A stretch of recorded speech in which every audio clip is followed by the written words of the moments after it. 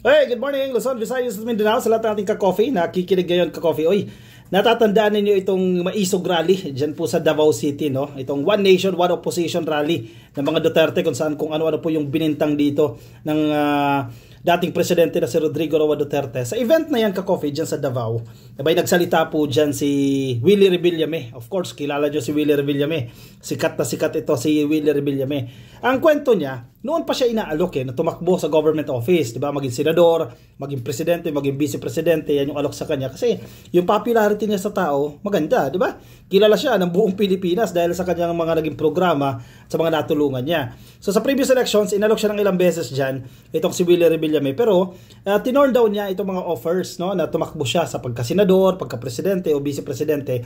Ayaw niya yan ka-coffee.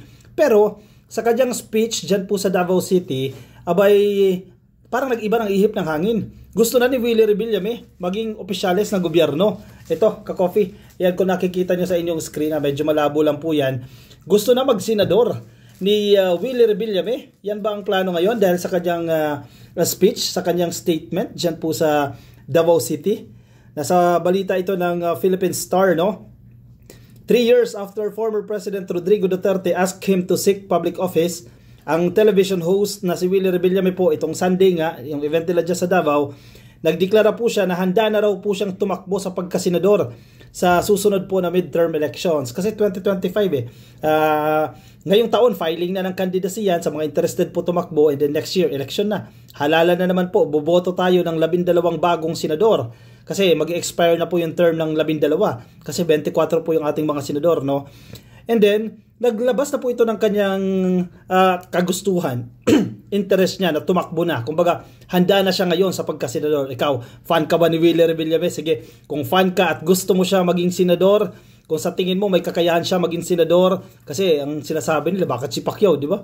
Ang jajaan yan. Bakit si ganon, si ganyan, si ganon, naging senador. So kung sa tingin nyo, iboboto nyo ba si Willie Revillame sa pagkasenador if ever tumakbo yan? Comment ka-coffee dyan sa Facebook ha. Yes kung iboboto ninyo, at comment no naman kung sa tingin nyo hindi pa dapat o hindi na dapat maging senador itong si Willie Revillame. Lagay dyan sa ating comment section.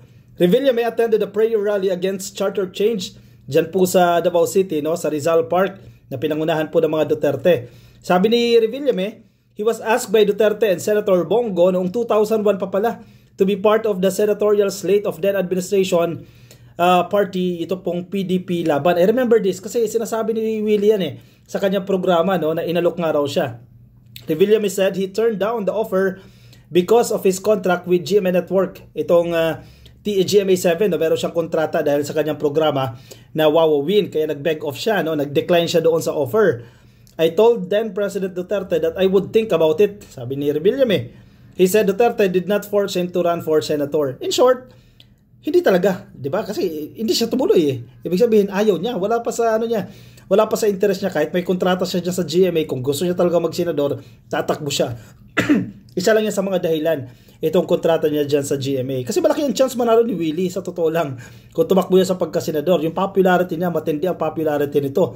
And meron siyang resources, may pera, may pondo, mabilis para magkampanya itong si Willie Revillame, no? Pero hindi niya nga tinuloy yan, which is yung iba nag-agree dito, magandang desisyon yan kasi una, hindi mo na kailangan ng pera, di ba? Hindi mo na kailangan ng power kasi nandiyan ka na di ba? Makapangyarihan ka na, sinusundan ka na ng taong bayan dahil sa iyong mga programa. During the prayer rally and the leaders meeting dyan po sa Davao City nitong linggo, Revillame announced his bid for a Senate seat in 2025. Tama pa ba yung panahon o baka iba na yung panahon? Wala na itong Duterte power o mahihirapan na siya lumusot ngayon sa 2025 na senatorial elections. Di natin alam, di ba? Nasa sa inyo yan, nasa taong bayan yan. Sabi ni Willie, Dear President Duterte, I am praying for this. Yan, ipinagdasal niya raw po itong sitwasyon na to. I am ready to serve the people now, especially those in need. Sabi ni Revillame. Revillame thanked Duterte for his trust and support. So yan, mukhang malinaw na ka-coffee. Mukhang tatakbo na nga itong si Willie Revillame sa pagka-senador, pagsapit po ng 2025 senatorial elections. Anong sa tingin mo?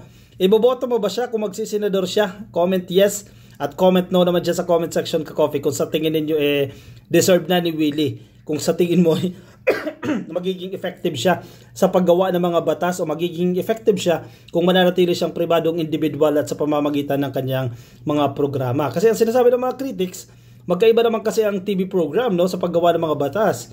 'Di ba? Ibang principle ang pag-develop ng mga batas, etc., etc. Pero sinasabi ni Willie, ang lalo na ng kanyang mga kampo, meron siyang mga traits na mapagmalasakit sa taong bayan, matulungin sa kapwa, so baka magamit niya na yan para maisulong yung kapakanan ng ating mga kababayan pag nasa Senado na siya. Pero sapat ba yon? Kayo na po ang magdesisyon, i-comment ang inyong opinion dyan sa ating comment section at ang inyong mga reaksyon. Sabi nga ng ilang netizens dyan nananahimik yung buhay niya ngayon gugulo pa yan, di ba?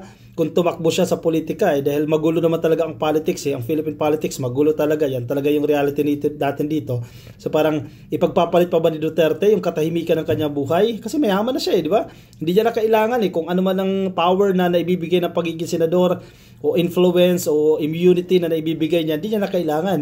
Di ba? Nasa kanya na ang lahat, ika nga. Pero baka nga ito ay sincero itong si Rebillame sa kanyang kandidatura sa pagtakbo sa pagkasenador.